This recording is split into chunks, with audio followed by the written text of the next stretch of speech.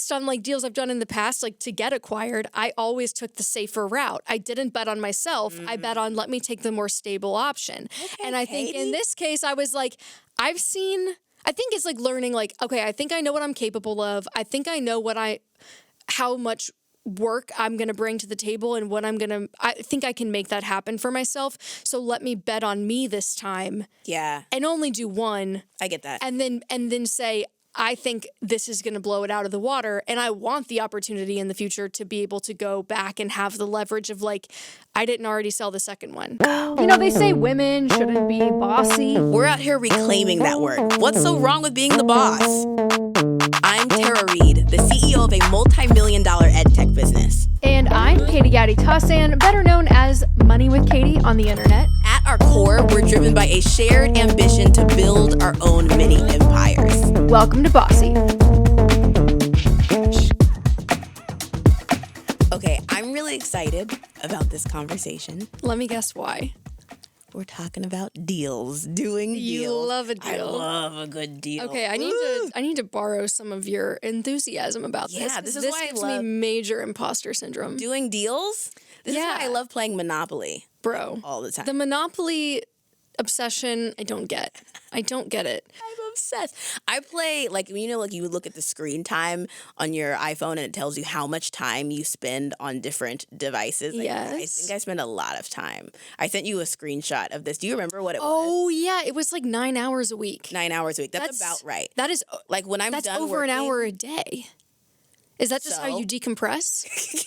Yeah, like when I'm Dude. done. Yeah, so when I'm done working, I sit on the couch, I put on silly reality TV, and I start a game of Monopoly. Like that's my decompress. And the reason I love Monopoly is like Monopoly is a game of doing deals. It's a game of strategy. It's a game of concentrated positions. You can't win Monopoly by like, oh, let me like spread myself across. Dilly-dallying around the board. You don't dilly-dally, right? No. So, like, my strategy, you double down. So, like, and often people talk about Monopoly takes a long time. Like, oh, that's a game that takes forever. Yeah. Well, as evidenced by the 9 hours a week.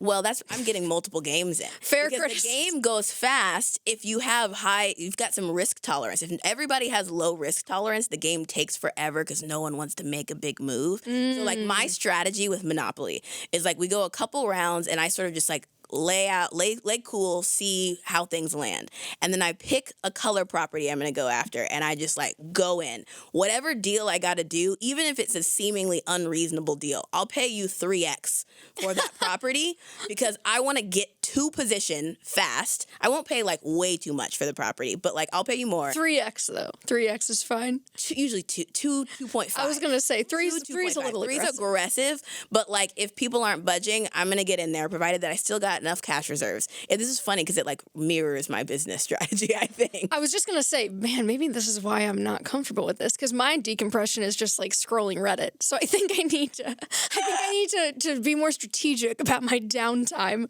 I mean, whatever's fun, but like for me, it's fun. And the whole time I'm reading the other players and their relationship with risk.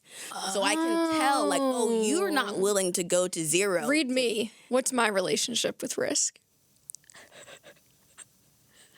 Be direct. Great. Okay, so Don't hurt my so you've feelings. got some riskiness because you're an entrepreneur and like you've got to have some to even do this at all. So like it's not really low. I think if I had to put it on like a scale of 10, like 1 to 10, I love to put stuff on scales of 10. If I put it scale 1 to 10, I would maybe put it at, and 7's not allowed. No 7s. Because 7's the like.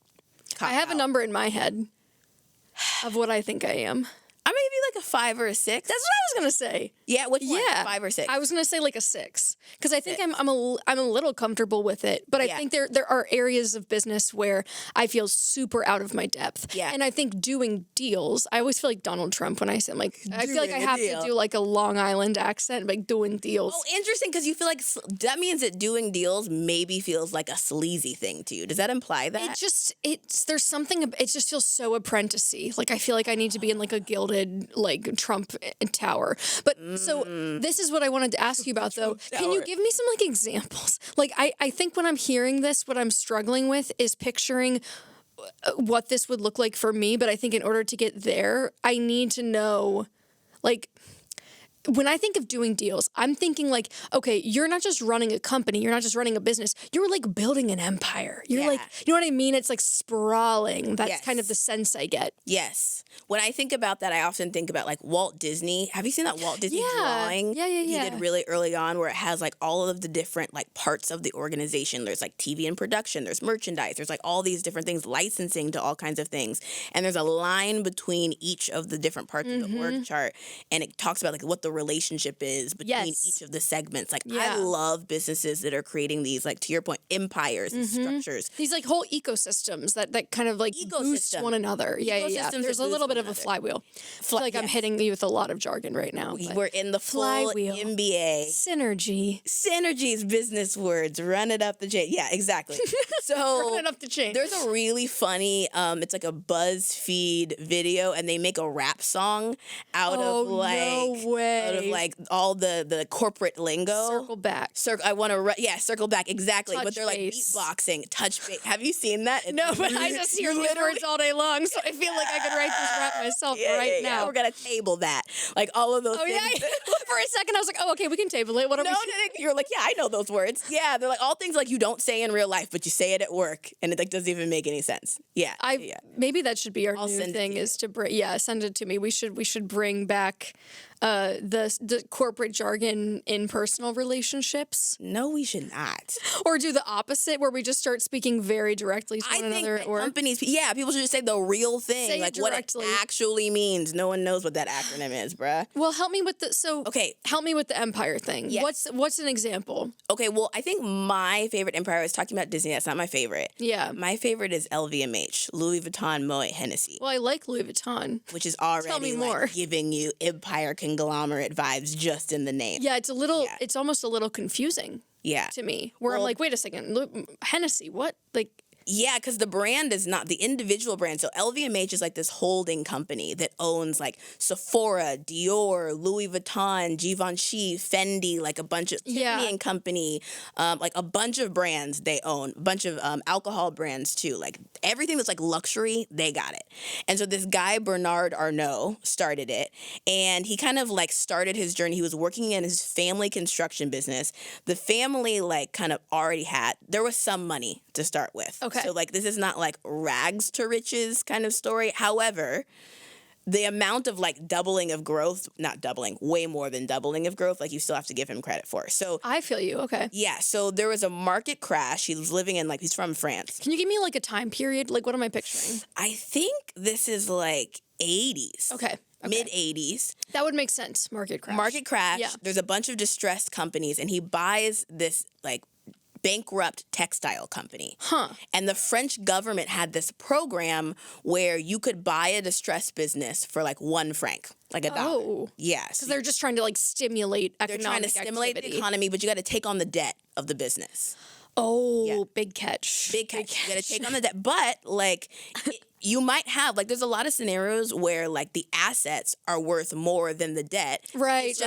People want to, you have to find a buyer who's willing to sell off the companies, get them back working, replenish anything. If there's a factory that's broken out, like, there's a lot of work. So you got to find the right buyer. But there's a lot of deals and scenarios in general where, like, the assets are just worth more than the debt. Oh, yeah, like if you were to liquidate everything, you'd be like, okay, you just gotta do the work. Yeah. Right. So this is exactly, I don't know exactly how much debt he took on, but like he starts by getting a good ass deal. All right. Good ass deal. Good ass deal. Putting that house on boardwalk. Yeah. This is mine now. Monopoly. Right.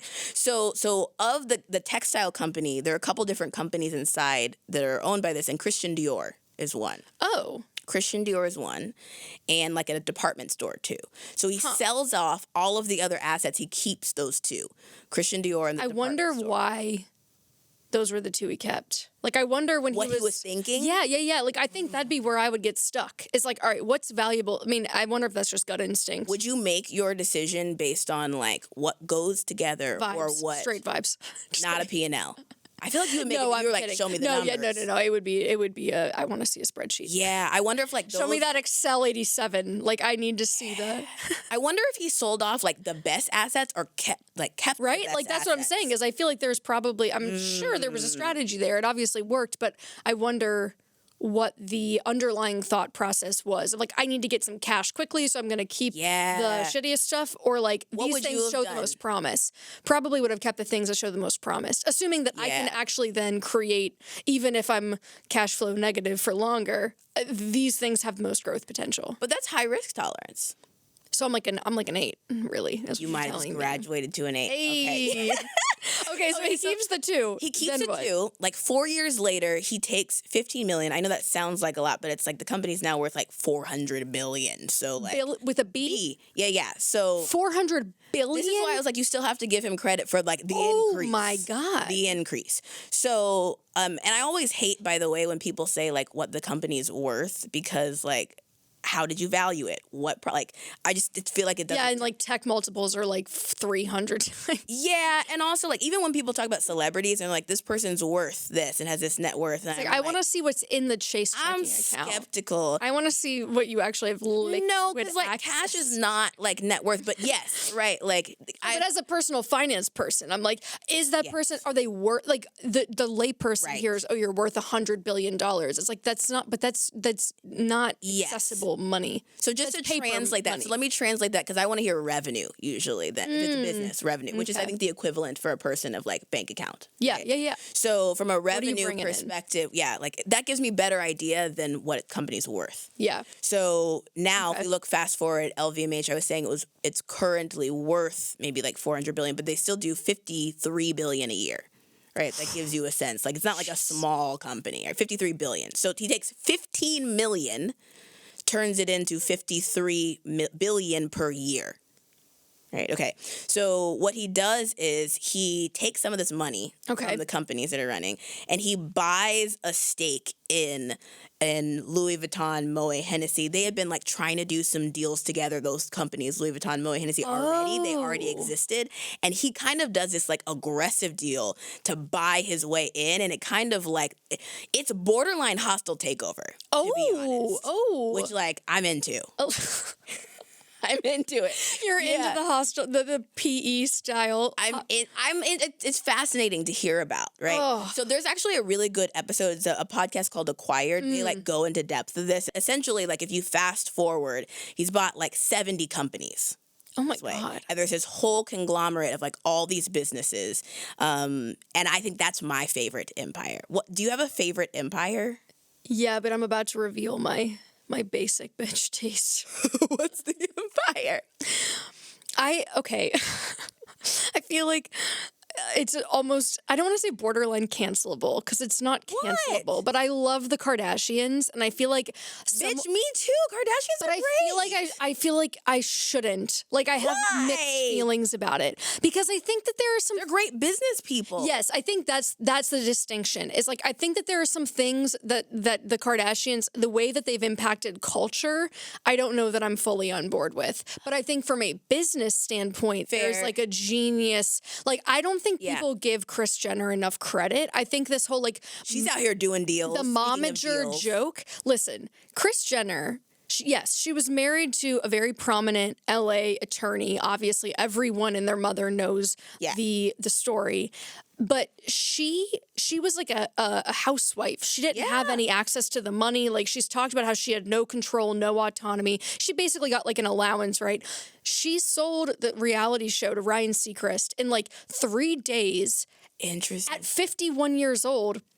And basically turned like same situation that you just said of like, this man probably already had some money, but it takes quite a bit of savvy to go to $53 billion a year in like that didn't happen by accident. From like 1 franc to same situation. This woman was obviously very privileged, but she has a net worth now of like $200 million.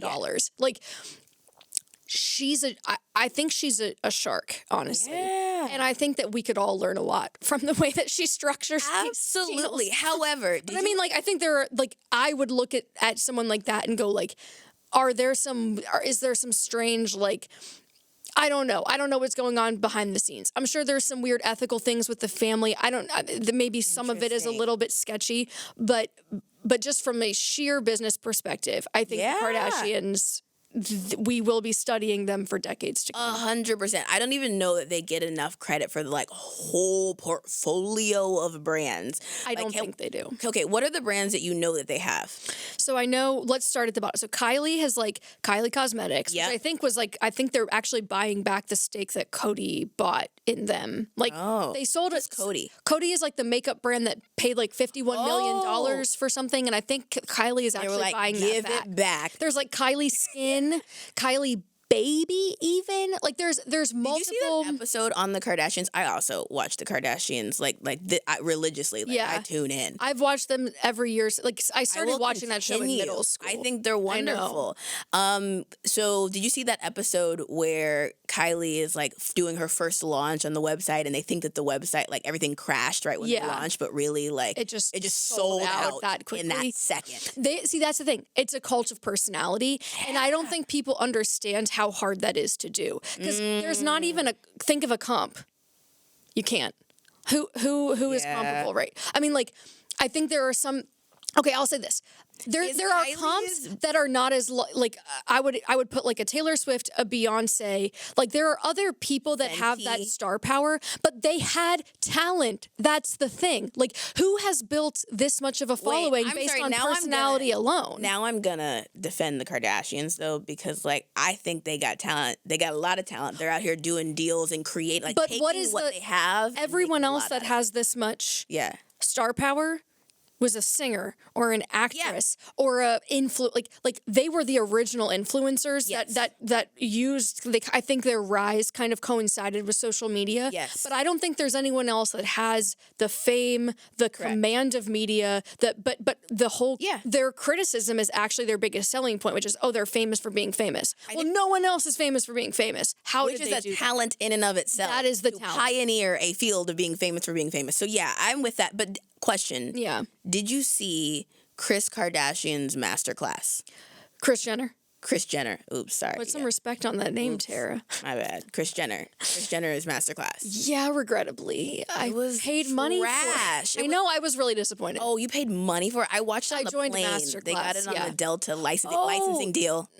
Licensing deal. Doing deals. Yeah, I watched it. It was trash.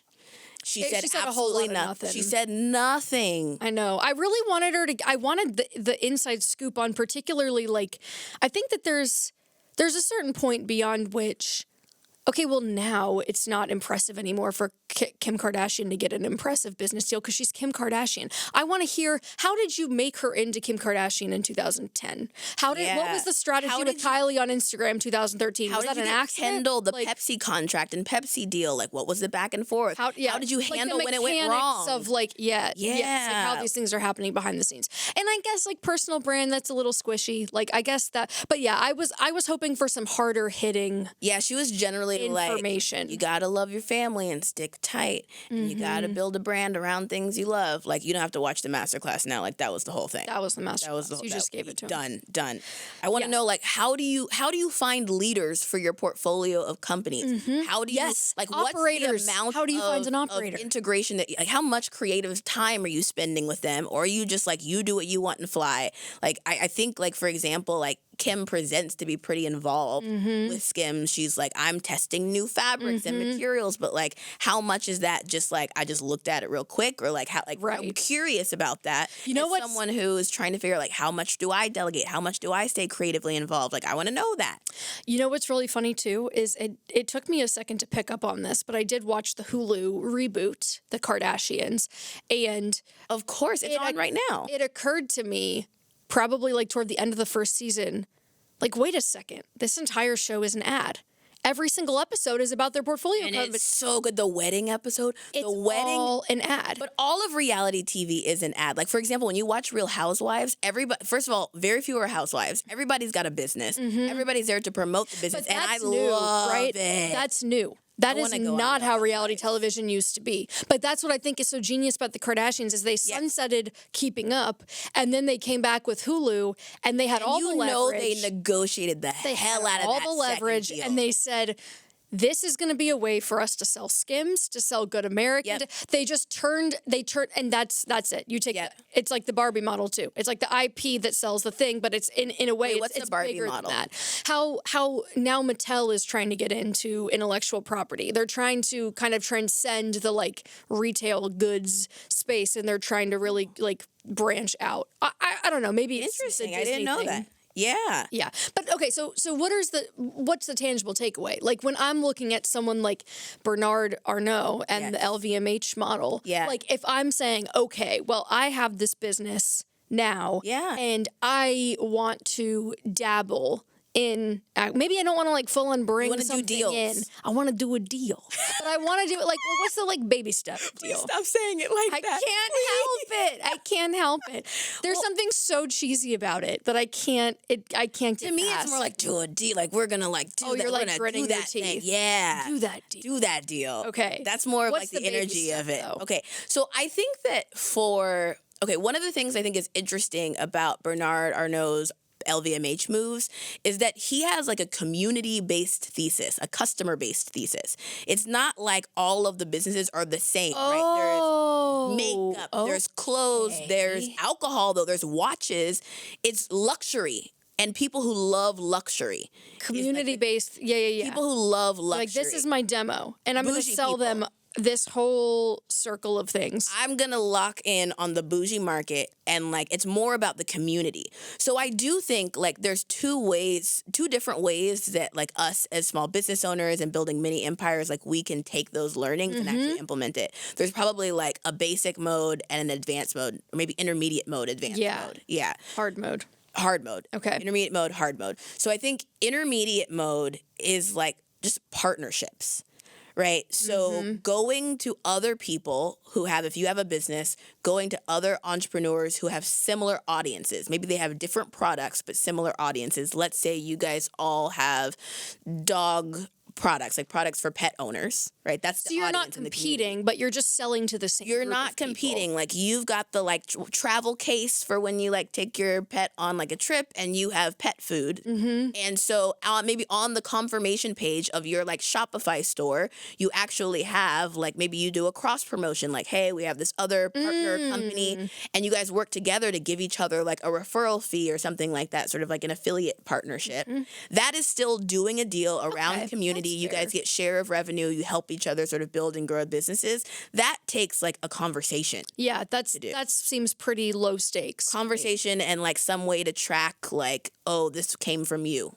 Yes. You referred that person to me. Okay, that's an interesting distinction, I think. That's actually how I started Apps Without Code. Like we did our first workshop because I'd had a lot of people like emailing me, asking me, because I'd been blogging about building apps without code. That was like the most popular blog. Oh. Yeah, my first company was called Collecto. I had a blog called Building Collecto, and the most like, and it mainly was talking to myself, but like the most popular blog post was about how I built the app without code. Okay. So then what I realized was people were interested in this, and I did a workshop about this, and I just asked friends who had similar audiences of people starting entrepreneurship, entering tech, to like, hey, if you send people to my workshop, I'll give you, and people sign up for the program, I'll give you a percentage of their like sign up amount. I didn't realize, though, that was kind of the impetus. Yeah. That you were doing something else, right? And you were writing a blog post that was about how you built that without code, and then everyone was like, oh, wait, tell us more about that. And you were like, oh, that's what people want to know. That's exactly right. So I had an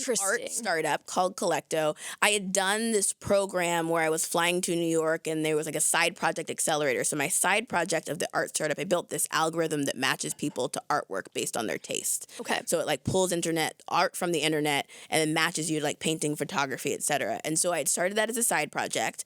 We had made like $35,000 of revenue by the time it had gone to like full time. Okay. And then I had been building that and working on that, and people were asking me, how did you make that app? Oh my gosh. And there were enough people that I was like, oh wait, like I can't ignore all these emails. I need to like just help some people. And so I helped 5 people launch their app just from people who had like emailed me. Okay. And then I kind of put together a more formal structure around it, asked friends to kind of do a partnership with me to promote it, the workshop I was doing. And then there were like 70 people.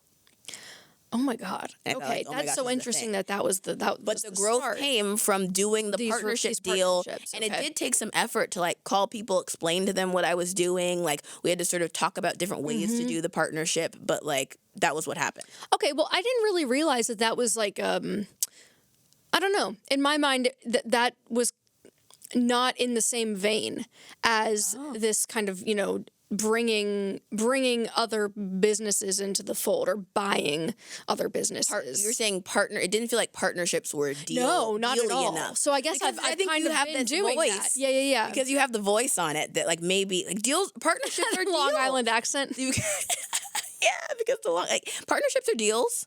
Yeah. In fact, I think like most full mergers and acquisitions start with a little bit of a partnership first. You want to test it out to see if you even like working together. True. Okay. Well then, so all right. So let's say I generally think of like the like just working in a business and figuring out like what are we gonna do next? How is this gonna work? And how is this next move gonna get us to the full goal? That's doing a deal too. Okay. Yeah. All right. So then let's pretend for a second that I have. Actually, this is good. This is like a good hypothetical. Yeah. So my friend just started a brand marketing agency and she's getting it off the ground. And I was like, oh, that'd be really fun to work with her and have her kind of give us that refresh and just give us like a fresh spin on things. So, okay, that's maybe a good partnership opportunity. Yeah. What if I was like, hey, actually, I want to buy your brand marketing agency as it's getting off the ground. You get your clients, like if you're bringing like an agency model in-house. Yeah. How would you approach a micro acquisition of that kind? Interesting. Okay, so first I would not do an acquisition at all, and I would work with that person first because they may be your friend, but So you may work hate together working with first. them. Okay. So like just partnership first. Okay, partnership first. They have a brand agency, is what you're saying? Yeah, it's brand marketing. I think they're also kind of getting into consulting too. So does that feel to you like it integrates with your current business, or it feels like it's completely separate? I think there's a potential integration opportunity. Okay. So for the hypothetical's sake, let's say that I'm like, oh, I think that there are tons of people that follow Money with Katie that are starting businesses and would really benefit from having that type of thing to outsource. Okay, and got it. I want to utilize the fact that I know these people and kind of bring them into the fold and then funnel their business to this person that is now in the the holding company, we'll say. Got it. Okay. So as I was saying, I would do a partnership first. Yep. Do some sort of referrals, see how the experience is, if you like working with them, if your customers and your audience likes working with them. And then I think it makes sense to have a conversation about full acquisition. And like this acquisition space has really like evolved over the last few years. How so? There's a website I really like called acquire.com. It used to be called Micro Acquire, and they relabeled They dropped the micro. which to me is like such a boss. BDE. It's what? BDE. Yeah, it's definitely BDA. Like we're not Micro Acquire anymore. We're just the whole. I love that branding move so much. But it's so funny when I get like excited about like business start stuff. I just just like start strangling someone that's not there. It's not a strangle. It's just like a I love it. I'm like getting Viking vibes. It's giving Viking. Standing at the front of the ship. That's what it is. It's like warrior princess energy. Okay, warrior. And by the way, that's actually a better description of when I think of the word deals. I think warrior princess more than the Long Island accent in my head. There's warrior princess coming out more so than anything. Okay, so acquire.com is actually really interesting for like you already know this person that you're mentioning, but like if you don't know someone like this, you can go to acquire.com. They have a bunch of listings of businesses that are for sale, and you can also sell your business. So it's like a marketplace. Oh, so I could be like, I want to hire, I want video editing in-house, but I also want to make money off of that too. Like, I need that service myself, but I also would like to make money off of it. Could I go on there and be like... Not so much to hire them, to acquire them. That's what I'm saying. To buy them, to bring them in-house, have them do my videos, but also have them doing other videos that it's like becomes a revenue stream. Becomes part of your business. Exactly. So you would go to acquire.com, you would find a business like that. Usually there's some sort of the way that businesses get valued. This is so interesting too, because like in entrepreneurship, we often talk about like what happens during entrepreneurship, but not the exit and like how to get out of entrepreneurship.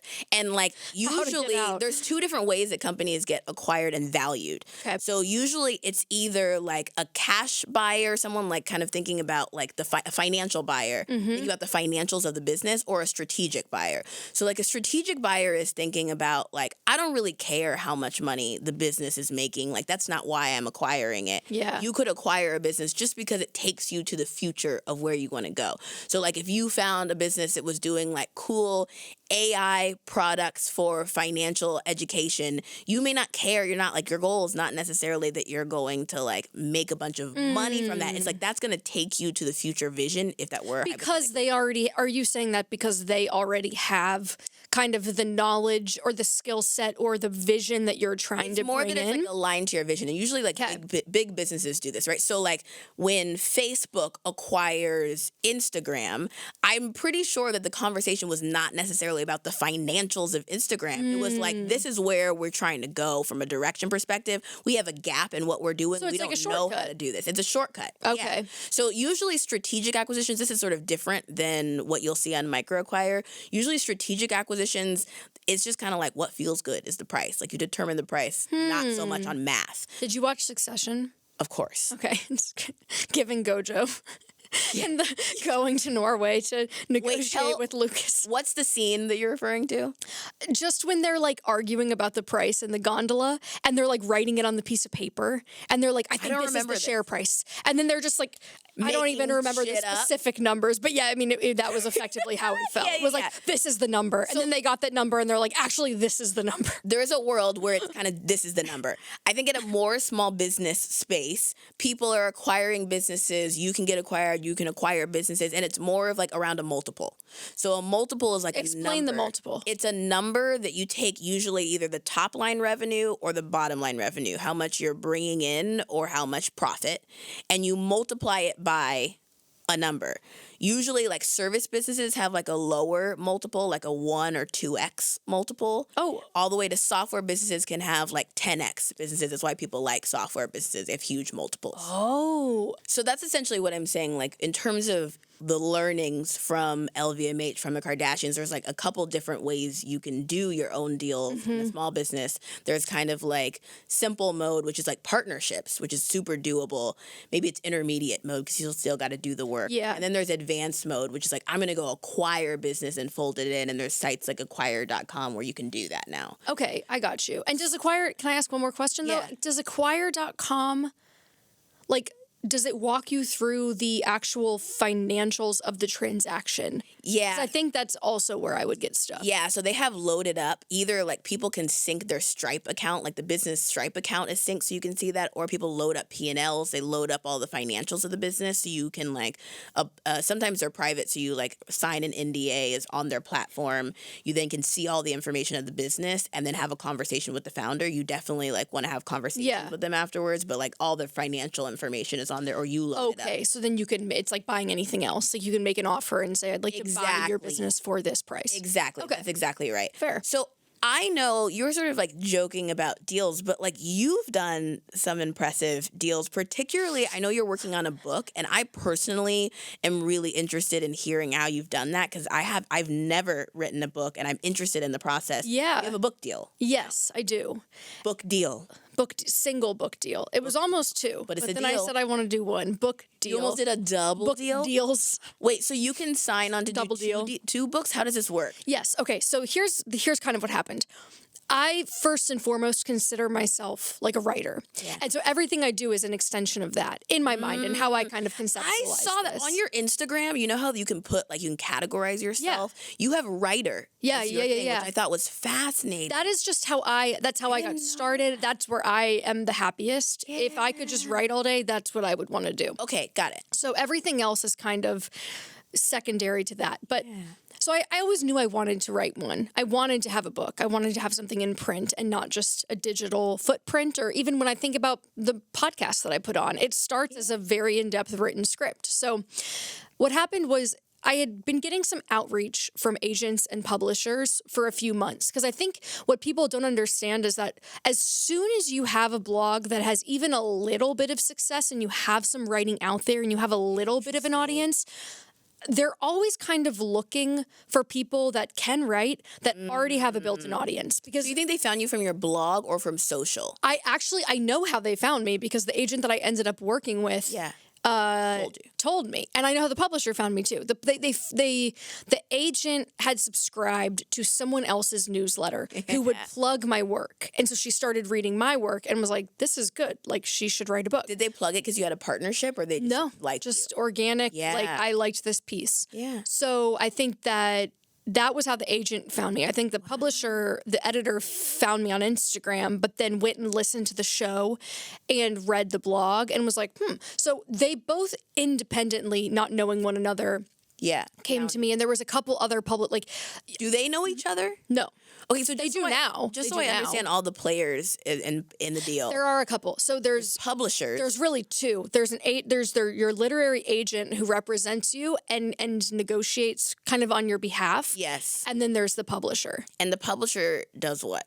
The publisher is the one that prints the book, distributes it, and markets it. Got it. There's a benefit to working with a big publisher as opposed to pros and cons, right? Yeah. Self-publishing, you keep everything, but you're also fronting all the capital. Yep. You are fully responsible for making all the relationships, getting it in bookstores. Whereas if you work with a bigger publisher, they have the relationships, they have the marketing department, but they're taking, obviously, they are giving you, in most cases, an advance to write the book. Yeah. But you have to then earn out that advance. So they might say, we're going to give you $300,000. Yeah. That means you have to, in order to earn any money beyond that $300,000, the book has to sell 120,000 copies. And then you start to make a couple bucks on every copy after that. Okay. So I would say that for most people, unless it's a breakout success and you're selling millions of copies, a book, in my mind, is not something you write to make a lot of money. It's something that you write for either a reason that is personal to you. Like in my case, I really wanted to write one. Yeah. And then I was like, I actually think I think it could make a lot of money. So I think it's worth the time. I kind of heard that justifiable. Most scenarios, people just kind of make the advance. Like, you don't get beyond what that is you typical. got from the advance. Yes, especially if the advance is high. So I think that there's... What's a high advance? Like, what's a teeny one and a high one? I think that, that's a good question. I would say anything in the 6-figure range would be big. Yeah. I think Prince Harry got 10 million. Right. So that's to give a sense of scale, right? And I think mid 6 figures is probably personal brand, because Harry's past person, he's into celebrity now. Right, exactly. Celebrities are going to make millions. Yeah. I think that there are some big influencers that could probably get a couple million. Yeah. I did not get a couple million, we'll say that. But I think that there are also plenty of book deals that happen with a $10,000 to $50,000 advance. So it's not like it's nothing, obviously, but it's not like, this is going to be my ticket to financial freedom and retirement. Now. Right? It's not retirement. That's not really, in my mind, how the mindset you go in with. But I think so many people don't know that, by the way, that the strategy around the book deal, and I think the strategy around how you've gone into this is useful because it frames up how you went about structuring it. But the strategy was not necessarily, this is my moneymaker. It was this is my... I think it's a long-term play. I think it gives me some credibility that I can have a book in Barnes & Noble, right? And that I can go on talk shows. Is Barnes & Noble still open? Yeah, Barnes & Noble's still open. Hell yeah. Oh my God. Physical stores? Physical stores. Oh yeah. I thought they went out of business. No. Borders, maybe. I don't know. Barnes & Noble's very much still open, though. Wow. So having a book on a bookshelf in public, and then being able to go to the airport and stuff, being able to be I'm the author of this. The second you put that, so I think it's to me more about legitimizing. Particularly as a writer. Right. Particularly as a writer. So am I happy that I'm going to make money off of it? Absolutely. Yeah. But I don't think that the money is actually the highest ROI. I think it's going to serve me a lot in the future as establishing me as a more legitimate you establish player. Yourself, you'll make money in other ways. That's exactly right. Yeah. So I think the other thing to note is that yes, there were agents, but I basically didn't take it seriously until a publisher from one of like the big 5 publishing houses was interested. Because that's when I was like, they have deep pockets, they have big marketing departments. They are going to help put it on the map in a way that I'm not confident I could on my own, or that I just want to give it the best shot at success. And the way that you sell the book is actually a lot less about having a title and a really strong concept, and it's like the book proposal that you use to secure the deal is far more a marketing document. So it's, here's why people are going to buy this book. Here's who I have access to. Here's why this book is different. Did you write a proposal first? Yeah, it was like 70 pages. So I Whoa. wrote several sample chapters. Yes. And you have to annotate this is where I want to take it. Annotated outline kind of, but then sample chapters so they can see that you know how to write. Yeah. There's also a piece of this document that, and this is why you work with an agent, because they can really help you with this. I didn't know any of this. The agent told me all of this. She's like, no, you need, like, there's a lot here.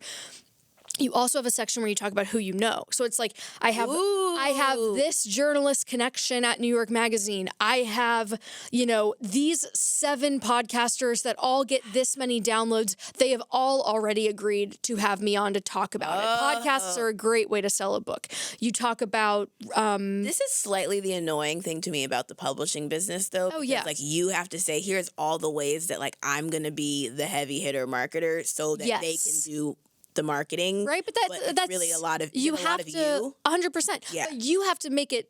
It has to feel and seem and be mutually beneficial, right? Like they have to see why they're going to give you several $100,000 and put all the energy into producing this book for you. Yeah. And editing it and going through this very laborious process. And if you don't like writing, absolutely don't do this. Like, it is so much and like all the citations and the references and like... I know I think you did a deal around this too, in terms of like, as you were thinking about the people who could help promote it, did you have to like go talk to those people and like... Yes.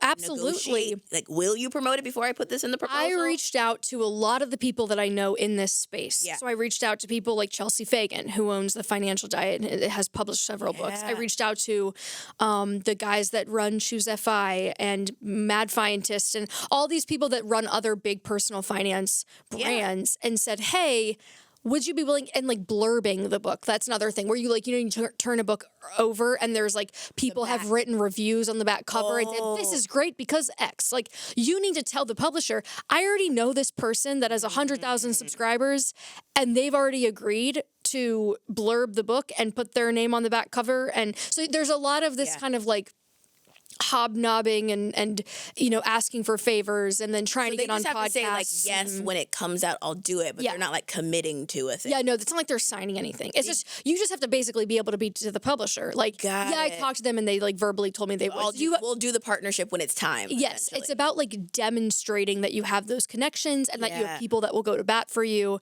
And so I think that that's where the relationships piece comes in really handy and where the network becomes really important. At least from the standpoint of getting the publisher to get excited enough to be like, okay, sure, I'll cut you a check for this and we'll do this project with you. I think so when you get to you have the proposal done, right? Mm-hmm. And then you give it and you like to multiple publishers. So we gave an exclusive to Penguin Random House because that was the publisher that we went straight into one. We said we're giving you the exclusive. And the reason that you do that, at least in our case, was because we wanted them to make an aggressive offer. We wanted them to see, okay, we need to give them a high number now so that they don't go shop this around to other places. But you can put it up at auction. The warrior vibe is coming back out, like aggressive offer, exclusive offer. Okay. So you want, and it's also to demonstrate, I think, that you are excited to work with them too. And that was the publisher I wanted. I wanted to work with them. I wanted to convey that sense of like, you're my pick. Like, because they're like a heavy hitter. Yes. Yeah. They might be the biggest. I don't know for sure, but so we're working with an imprint. There are different imprints within these I don't know what an imprint is. It's basically all these smaller brands within Penguin Random House. Oh, so got it. Our imprint is called Portfolio. Yes. Deals. I'm like doing the little money sign. Deals. So yeah, so we're working with like the nonfiction like business and money imprint of Penguin Random House. But I wanted their kind of cachet and I wanted that like Got it. that stamp of approval kind of. Yep. So okay. I love it. that's kind of how that works. We gave them the exclusive, but you could put it up for auction and say, here is a You book. give me the Who wants to buy it? But Make an offer. Make an offer. But the risk is that if there's not a bunch of hype and kind of clamoring around this, you might get, like, it only really works in your favor at auction if people are bidding on top of each other and like driving up the price. So that makes sense to me. I was kind of thinking if you do an exclusive offer that they are like, well, they're not even like looking at anybody else, so we can give the lowball offer that we want to. Right. But it doesn't necessarily work that way. No, I feel like they give because you give them the exclusive, they come back with a stronger offer. And because we had been the editor and I at the publisher had been working together over a few months where we had kind of developed the idea a little bit together. And so I think there was a bit of a vested interest and a feeling of like, we're in this together and we want what's best for, like, I think that there was very much a sense of like, it's in my best interest to work with you. It's in your best interest to work with me. How can we make this as great as possible for one another? This is really interesting from like a personality types perspective. We did that conversation where we talked about like confidence styles and the like Taylor Swift confidence style that you got. This is like a previous episode we did. The Taylor Swift confidence style that you got was like fosters collaboration and like working together. Yeah. I'm thinking about myself in your position, and I think I would have had a hard time just going straight in with exclusive. Like, I want to see what it is though. Got. But I think your approach is smarter here. I just think like I would be tempted not necessarily. We don't have a counterfactual in which we know what would have happened if it went to auction. Right. But here's why I was okay with it. I in my head had like a minimum where I was like, this is how much I want to make on this book, especially in light of everything else we have going on. Because it's not like I'm taking a year off to write it. It's like, when am I going to write it in tandem with all the other things that we're doing? So I knew that just for it to make sense for the business, it would be irresponsible for me to take on a project like that unless I felt like it was really going to drive things forward for me personally and for the business. So I had a minimum in my head of like, I want to make at least this much. It has to be bringing this much to the table to justify the time that I'm going to spend on it. So if they come in with their offer there, you're like, okay, great. They came in above it, and then we negotiated it higher. So like I was comfortable. I think at some point there has to be a moment of like, what is enough? You know? And I think I had identified enough. Particularly since it's not a money strategy for you. It's a distribution strategy and like I'm a writer with this partner strategy. Yes. And so if you got the partner that you want, you did the thing. And I also knew that even though if those things were true, if they lowballed me, that would sour how I felt about them, and they would no longer be the partner that I wanted. And they didn't lowball me. So it was like, all right, we see each other. Like, yes, like I see working with you as valuable. You clearly see. They came back and said, can we sign you for 2? Will you promise to do 2? And we'll give you, 1.75 times as much. But then that was a moment where I was like, I actually feel like in the past I would have taken that because it's like bird in the hand, right? Like, because they want to lock you in. They want to lock you in. They say we think you have long-term potential. We think the first book's going to be great. We want to make sure that we get the second one.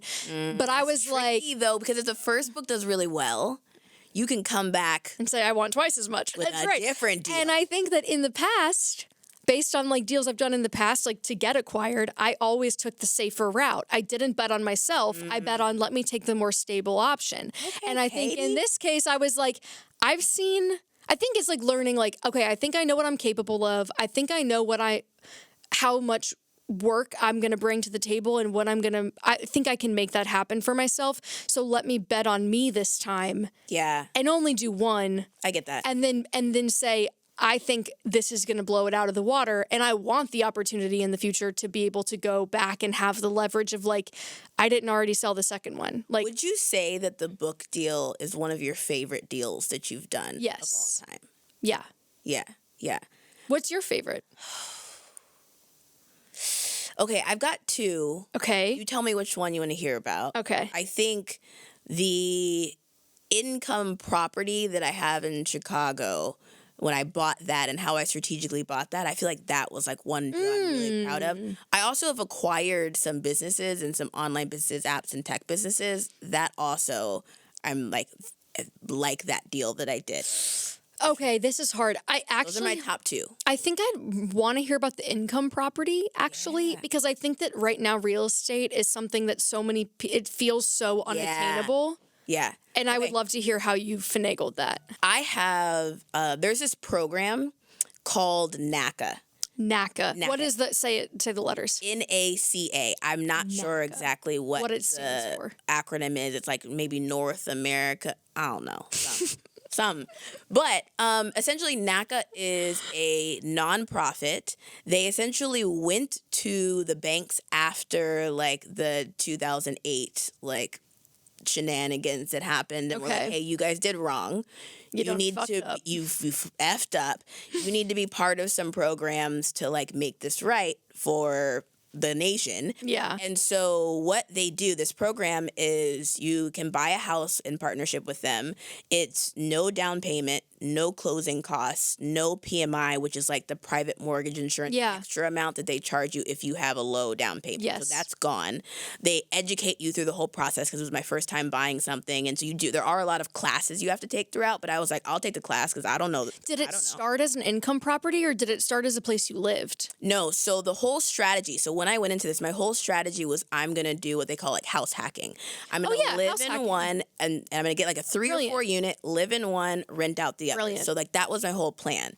So I went through the program and essentially what they do, or at least at the time what they did was you get approved for, usually when you buy a house, you get approved for like the total value of the house. Yes. This program approves you for what the payment will be.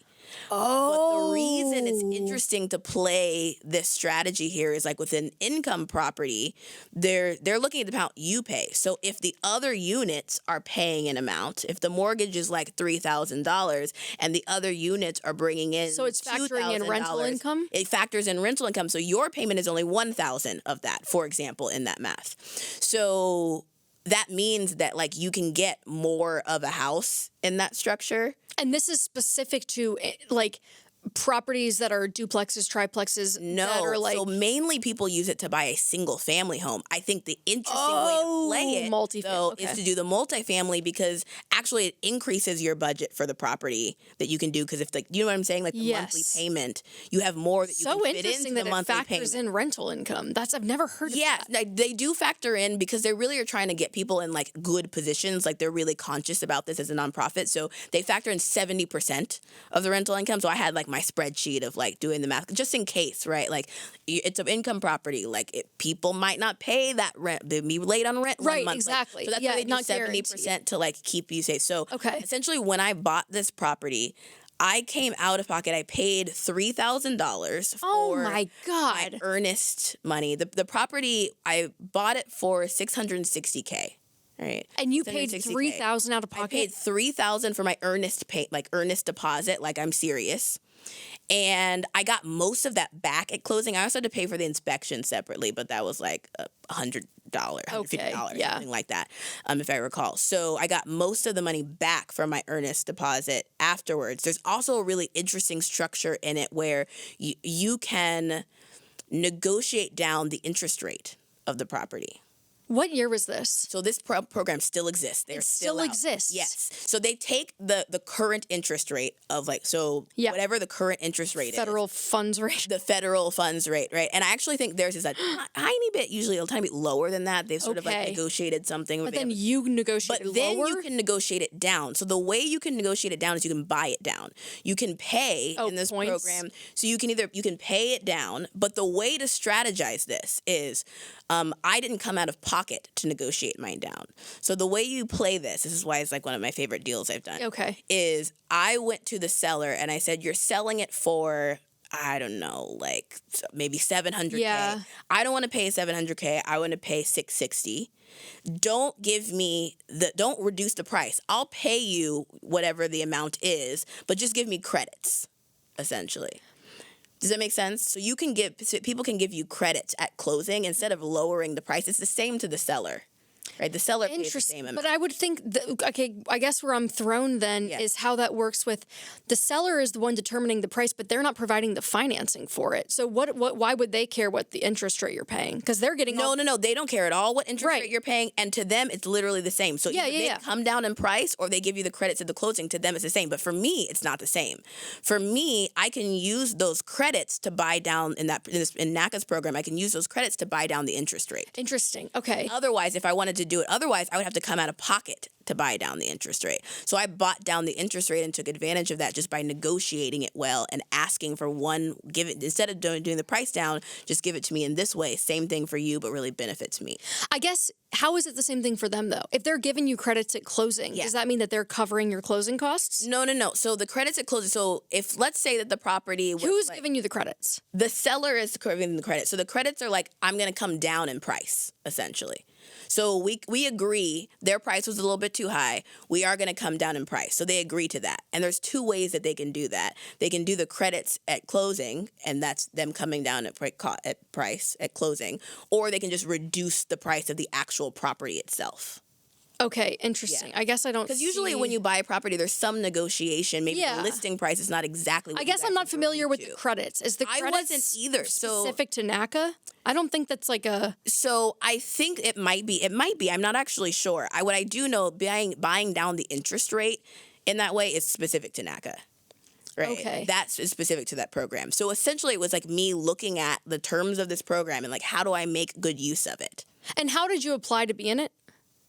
Is it just an application? Yeah, like you go to a class and there's two different tiers that you can be in. Essentially, like there's a high income bracket and a low income bracket. And if you're in a higher income bracket, you're limited to like geographies. Like if you look at a map, there's like certain areas of a city, but like it's pretty expansive. I didn't feel limited by it. Okay. Yeah. So was any part of this like tax strategy or tax planning? No, this was pre me being that savvy about tax planning. So I did this in maybe like 5 years ago, and I wasn't really like now I like really like tax strategy. Yeah, for example, when I acquired the couple businesses that I've bought, I did that primarily as a tax strategy. How and why? Okay, so in business, we often talk about like the goal is to like make a lot of money and have a bunch of profit. Yeah. But then once you have a bunch of profit, you're like, oh shoot, the government now I takes have a to pay a bunch of taxes on the profit. Yeah. Okay. And so if let's say that you were gonna like take some of that profit at the end of the year and like some of it goes to you, but like some of it you want to like reinvest back into other things.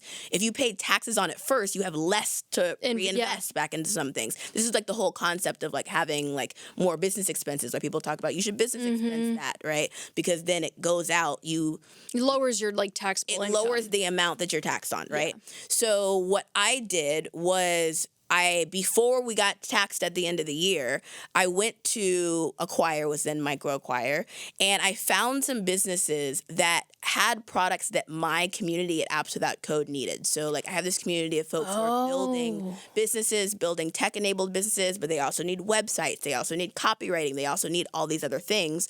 So I found businesses that my community needed, and I also probably, most of those I was referring people to other softwares to use for it, and so I just acquired my own. Okay, so you're basically bringing the services in-house. That way you're controlling the entire end-to-end process. Exactly. Yeah. First, I tried to operate them separately. It was a lot of extra work for them to be like totally separate businesses with totally separate leadership. So like it's more family now. Okay. But yeah, so exactly. So I was thinking about what are the other things people need, but that was largely tax strategy and the way that I had to structure it for it to be tax strategy. Because typically if you buy a business, we're getting kind of like technical now. Yeah, but this is good. I want you to get technical. If you buy a business, there's still like capital gains, like higher taxes on that. Yeah. And so what we did was we agreed to a price that I was going to buy the business for. Okay. But what we did was on the actual deal, let's say that I'm going to acquire the business for like $50K.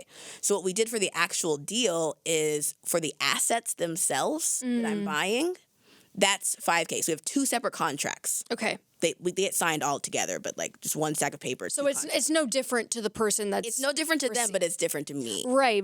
So $5K for the assets, and then what, $45K in payroll? $45K for an independent contractor fee for them to do the transition of the business, because part of what we agreed with was that they would stay for a couple months to just help aid the transition, right? So it's not a... Interesting. So I guess I would have thought that the capital gains would be something that the seller would be paying, because they're realizing the gain on like the asset.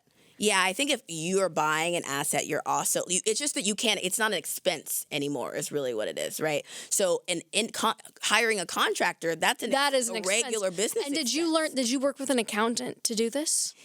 Ooh, okay, great. So first of all, my mom is an accountant. Oh. My mom's Keep a it in the CPA. family. However, accountants tend to be like conservative on like, but what could we do that's still legal? Right? You know what I was like, thinking? So this was not necessarily my mom's strategy. What were you thinking? There's a joke about how you want a Republican accountant but a liberal barista. Yeah, pretty much. Pretty much. You want your accountant to be like tax avoidant. But okay, so you're saying that the Wait, say that again. You want a Republican accountant, but you want a liberal barista. It's like this joke about it was like a TikTok thing. Okay, so you're saying that you didn't. So did you work with an accountant, or were you like you're trying to figure out something? What I learned around this time, what I learned is like the ideal structure, right? Is that you have like, I'm going to say financial advisor, but I don't mean the traditional, like you have a financial strategist. You have a strategist that manages the accountant, the lawyer, those people. And I worked with his name is Justin. He's really incredible. His company is called Unorthodox, actually. And so he helped me. He's really good at being like, your job is to go like find the thing. My job is to like make it work from a strategy perspective so that it's most advantageous. And he's really good at being able to speak languages of the CPAs, the accountants. Right. So like when he translates it to the lawyers, to the CPAs, they're like, oh yeah, like I know what that is. I probably would have said it in a way that sounded way like riskier and crazy, and they would have been like, no, I don't know about that. Yeah. But like he's good at like, here's how we can make something work. We're just gonna hire them as a contractor to do the transition, and we're also gonna buy their assets, and we've identified the price for each. Okay, so you looked at this thing that you said, okay, I have too much profit this year, we'll say, and I need to find a way to really ridiculous. Like it sounds but like ridiculous. leverage it productively, right? Like so I want to get my butt kicked on taxes. I would like to spend it on something that's going to be advantageous for the future. Exactly. Yeah. Okay. Because I think in my mind, I'm like, well, I'm going to take the profit and invest it in public markets. I'm going to pay the taxes on it, or I'm going to invest it in a pre-tax account. Yeah. And I'm going to invest it in public markets where I'm going to make. So it's a different approach. It's a totally different mine is approach. definitely more risk averse. I think for me, I have more faith in myself at this point, and this is because I'm young. I'm in my 30s. Like my strategy is like I can take a business and triple it, and I don't feel like my in a short period of time, and I don't feel like my investment in a public market is going to be able to do that. I have a high faith in myself, particularly when I'm playing in my lane, right? Like I'm not going and buying something that's like completely I have no idea about. You know, you understand what you're buying. I understand the space. I have people asking me for recommendations for that thing. Like I feel pretty confident about that. Okay. And so for me, like speaking of it, kind of circling it back to Monopoly. You're like, I want to triple it. I'm like, I don't care to triple it. I just want an average. I want 8% per year. Yeah. You know what I mean? By the way, like my strategy will change at some point. Like I don't think I'm going to be 70 saying like, I'm going to like take the business and the goal is to triple it. I'm like, no, just give me my 8%. So I think like my strategy is definitely going to change. I think right now I've got energy. I'm smart. I've got like access to things, and more than anything, I love this stuff. Like I'm having fun. Gotta make hay while the sun shines. It's my joy to kind of like figure out how to play the game of life and to like play this part of the game of life. And it energizes you. It energizes me. Yeah. And I realize it feels like play and fun for me. So like that's kind of more of where I spend my time now, but that's going to change. We need to do an episode about financial positions and our financial strategies personally. Like Okay, as down. people, I think that would be really, really cool. Because I'm just dying to know more about how I'm like, I want to see the books. I want to get in there and I want to see books, like what I'm reading. your personal, like my business books. what I'm reading. Like my books, like my bookshelf. No, like like your let's personal, talk about how it. much you pay yourself and like, where you're putting money for the future and how much of this is you reinvesting and basically there's almost, I think about it in two different ways. Yeah. It's either kind of the tech company model where it's like high growth. I'm not paying dividend. I'm focused on plowing as much as I can into getting this thing as big as it can be. Or it's, okay, things are working well. I'm going to kind of get to a point where I can kind of sustain this and just the slow and steady approach. Yeah. And I think we represent two different sides big time. I think that's right. So I'm like, I want to get an understanding of like how you see this playing out long term. Yeah. Okay, well, we're going to have to work on that one. Okay, I'm good with this. I'm excited for that conversation. I know, me too. Well, I think this is a great place to wrap. Yeah. Thank you for tuning in to this week's episode of Bossy. We will see you next week, same time, same place, right here in this beautiful pink set.